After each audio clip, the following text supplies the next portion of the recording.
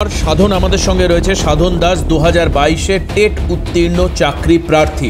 কিছুক্ষণ আগে নিচের পরিচয় সাধন দিয়েছে। সাধন, এই যে বিভিন্ন ক্ষেত্রে বলছে গড়িমসির কথা বা সুদীপ যেভাবে আশ্বস্ত করলো, আমার মনে হয় এরপরে তোমরা আশ্বস্ত হবে।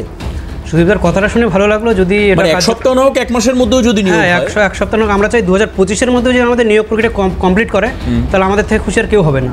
সুদীপ প্রথমেই বলছিলেন যে টেট নিয়ে আজকে কথা হোক। আমি একটা সামান্য তথ্য দিই। 2011 সালে প্রায় প্রাথমিক স্কুলের সংখ্যা ছিল 63,000। আচ্ছা, এখন সংখ্যাটা নেমে এসে 49,000-এর নিচে। আচ্ছা, তার মধ্যে তরুণবাবু একটু আগে বললেন যে 2200 স্কুলে হয় শিক্ষক শূন্য, নাহলে একজন করে শিক্ষক রয়েছে। এটা যদি আরও 1 বছর 2 বছর চলে, তাহলে এই 2000 স্কুলও কিন্তু বন্ধ হয়ে যাবে। তা আমাদের একটাই দাবি যে আমরা তো টেট আপাতত দেখাচ্ছে যে আমরা 22 সালে টেট পাস করেছি, কিন্তু এর আরও ইতিহাস জানলে আমরা 2017-র পরে 2021 সালে 2017 যে ফর্ম ফিল আপ হয়েছিল, 2021-এ তারা পরীক্ষা দিয়েছে। তখন তড়িঘড়ি করে আমাদের ফর্ম ফিল আপ করে 2 মাসের মধ্যেই পরীক্ষা নিয়েছিল।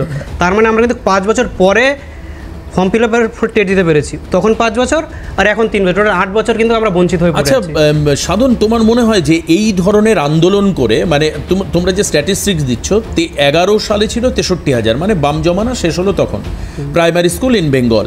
এখন সেটা কমে গিয়ে দাঁড়ালো প্রায় 14,000 মতো কমলো। 14,000 কমছে তোমার দেওয়া তথ্যে এখানে। তাহলে যেখানে স্কুল কমছে, ছাত্র কমছে, শিক্ষক কমছে, এবং তরুণ একটা কথা বললো, একদম লোয়ার ক্লাসের যারা, মানে গরিব গুরব মানুষ, এই প্রাইমারি টিচিং মানে তো অবৈতনিক একটা শিক্ষা। এই অবৈতনিক শিক্ষা দেওয়ার সরকার আদতে চেষ্টা করবে, আর যদি চেষ্টা না করে তাহলে নিয়োগত হবে না। অ্যাকচুয়ালি ব্যাপারটা হচ্ছে যে মানে এই গরিব মানুষদের তো বাড়িতে হয়তো 2-3 মহিলা থাকলে তারা 500 টাকা করে স্বাস্থ্য সাথী পাচ্ছে, এই তো লক্ষ্মীর ভাণ্ডার পাচ্ছে। তাহলে আবার তাদের বাড়ির ছেলে মেয়েদের শিক্ষা দেওয়ার ব্যবস্থা কি আদতেও হবে, কি মনে হয়? অ্যাকচুয়ালি সুদীপবাবু বলছিলেন যে এরা আন্দোলনের পেছনে কোনো রাজনৈতিক উদ্দেশ্য আছে কিনা। আপনারা খোঁজ নিলে দেখতে পারবেন আমাদের আন্দোলনে এরকম কিছু নেই। আমরা প্রত্যেকটা মানে এমএলএ এমপি থেকে, শাসক দলেরই এমএলএ এমপি থেকে শুরু করে শিক্ষামন্ত্রী, প্রত্যেকের কাছেই গেছি। ঠিক আছে, কেউ আপনারা প্রমাণ করতে পারবেন না যে আমরা কোনো রাজনৈতিক না। তোমাদের যাওয়া নিয়ে কোনো সংশয় তুলছি না, কিন্তু নিয়োগ নিয়ে যে মানে যে সমস্যাগুলো আসছে, এরপরে মনে হয় যে একটা ব্যাপক ভ্যাকেন্সি হবে, 50,000 শিক্ষক একসঙ্গে, ধরো বাদ দাও, তুমি ধরে নাও 25,000 শিক্ষক একসঙ্গে নিয়োগ হয়ে গেল প্রাইমারি। অ্যাকচুয়ালি আপনারা নিশ্চয়ই সংবাদ মাধ্যমে দেখেছেন, মুখ্যমন্ত্রী এর আগের সভাগুলোতে উনি কিন্তু প্রথমে বলেছেন 10 লক্ষ শূন্যপদ রয়েছে। একথা অনেকগুলো সভাতে বলেছে, আপনারা শুনেছেন। সেই সূত্র ধরে যখন আমরা গৌতমবাবুর সঙ্গে কথা বলতে গেছি, উনি 50,000-এর তথ্য দিয়েছেন। ঠিক আছে, আমরা তো আর কেউ আমাদের কথা বলছি না যে আমরা 50,000টা বানিয়ে গল্প বলছি, এরকম বিষয়টা নয়। আর এখন যেটা দাঁড়াচ্ছে, 2014 সালে যারা পাশ করেছিল সেখান থেকে প্রায় প্রচুর নিয়োগ করেছে। প্রথমে 42,000, তারপরে 16,500, এবং তারপরেও অনেক নিয়োগ করেছে। কিন্তু আমরা যে 50,000 বসে আছি পাশ করে, এই বিষয়ে আমরা মুখ্যমন্ত্রীর দৃষ্টি আকর্ষণ করছি, উনি দ্রুত একটা পদক্ষেপ নিন এই বিষয়টাতে। এটা তোমাদের অনুরোধ থাকছে। সুদীপ একটা আমার বক্তব্যের কোনো একটা জায়গা একটু বুঝতে হয়তো অসুবিধা হয়েছে।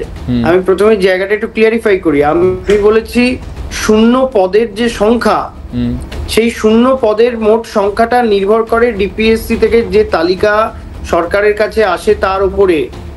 শূন্য পদের সংখ্যাটার যে সংক্রান্ত যে বিজ্ঞপ্তি, সেই বিজ্ঞপ্তিটা 3-4 দিন, 5 দিন, 6 দিনের মধ্যে জারি হয়ে যাবে। আচ্ছা আচ্ছা, আমি টেটের যিনি এখানে প্রার্থী রয়েছেন, আমি ওনাকে জিজ্ঞেস করব যে আপনি এই যে বলছেন 50,000, আপনি এই সংখ্যাটা পেলেন কোথা থেকে, আমাকে একটু বলুন, তারপরে আমি। উনি তো বারবার ওনার বক্তব্য বলছে গৌতম দেব বলেছেন, এই গৌতম পাল বলেছেন, গৌতম পাল বলেছেন। কোথায় বলেছেন? আপনাদের সিএন, আপনারা তো সাংবাদিকতা করছেন, আপনাদের কাছে এরকম কোনো না, আমি বলছি না, ওনারা যখন দেখা করতে গেছেন ওনাদেরকে বলেছেন 50,000 পদ ফাঁকা আছে, উনি এটা বলছেন। কোনো রিটেন কোনো ডকুমেন্টও নেই, কিচ্ছু নেই। ও তার মানে সুদীপ এটাকে মুখের কথা বলে উড়িয়ে দেবো, তাই তো? একটা কথা বলি, গৌতমবাবু যে কথা বলেছেন যে প্রত্যেক বছর 2বার নিয়োগ হবে, 1বার টেট হবে, এই কথাটা কি মিথ্যা বলেছে? আপনার সংবাদ এটা তো দেখাতে পারেন আমার কাছে। আমি আপনাদের বলছি, আপনি আমার প্রথম ইস্যুটাই থাকুন। শূন্য পদের সংখ্যা 50,000। এই 50,000 সংখ্যাটা তো একটা আনুমানিক সংখ্যা। এই আনুমানিক সংখ্যার ভিত্তিতে তো শূন্য পদের বিজ্ঞপ্তি জারি হতে পারে না। এটার জন্য ডিপিএসসি থেকে রিপোর্ট আসতে হয়। সেই রিপোর্টটা আসতে যে কটা দিন টাইম লাগছে, সেই কারণে আমি কিন্তু নিয়োগ হয়ে যাবে, নিয়োগ প্রক্রিয়া না। কিন্তু সুদীপ, তার থেকেও গুরুত্বপূর্ণ হচ্ছে সাধন যেটা বলছে যে গৌতম পাল বলেছে বছরে 2বার করে নিয়োগ হবে। এই নিয়োগটা তাহলে 22-এর পর থেকে হলে 6বার নিয়োগ হওয়ার কথা ছিল। আমি আগে 50,000 ইস্যুটা শেষ করি। ও আচ্ছা আচ্ছা আচ্ছা, 50,000 ইস্যুটাকে শেষ করি। এই যে সকাল থেকে 50,000 এই সংখ্যা ওনারা পেলেন কোথা থেকে, এবং এই আনুমানিক সংখ্যার ভিত্তিতে তো সরকার বিজ্ঞপ্তি জারি করতে পারে না। আমি যে কথা প্রথমেই বলছি, এক সপ্তাহের মধ্যে কি হবে? এক সপ্তাহের মধ্যে এই শূন্য পদের যে বিজ্ঞপ্তি, সেই বিজ্ঞপ্তিটা জারি হয়ে যাবে এবং আপনাদের নিয়োগ প্রক্রিয়া যাতে তাড়াতাড়ি হয়, সরকার সে ব্যাপারে সচেষ্ট রয়েছে। আপনারা দয়া করে সরকারের উপরে আস্থা রাখুন, 1 নম্বর পয়েন্ট। 2 নম্বর কথা হচ্ছে, আমি বিজেপির প্রতিনিধি বলছিলেন যে কি শিক্ষকরা জাতির মেরুদণ্ড।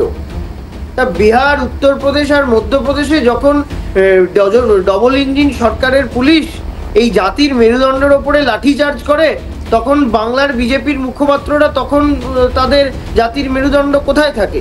1 নম্বর কথা।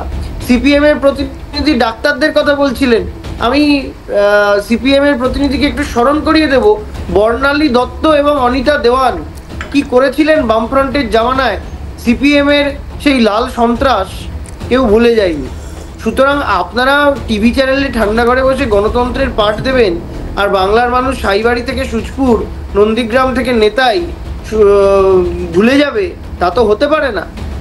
সুতরাং দেখুন, আজকের বিষয়টায় আমি ফোকাস করতে চাই। আমি আবার বলছি যে শূন্য পদের বিজ্ঞপ্তিটা আগামী 1 সপ্তাহের মধ্যে জারি হয়ে যাবে এবং এই বিজ্ঞপ্তি জারি হওয়া মাত্রই সরকার নিয়োগ প্রক্রিয়াটা যত তাড়াতাড়ি শেষ করতে পারে। সরকার চায় নিয়োগ প্রক্রিয়া তাড়াতাড়ি শেষ হোক এবং যারা, আমরা কেউ চাই না যে বাংলায়, বাংলায় ক্ষমতায় রয়েছে তৃণমূল কংগ্রেস, তারা কোনোদিন চায় যে সারা দেশের সামনে চাকরি প্রার্থীরা হাহাকার করছেন এই ছবিটা সারা দেশের কাছে পৌঁছুক? আমরা তো চাই না এটা।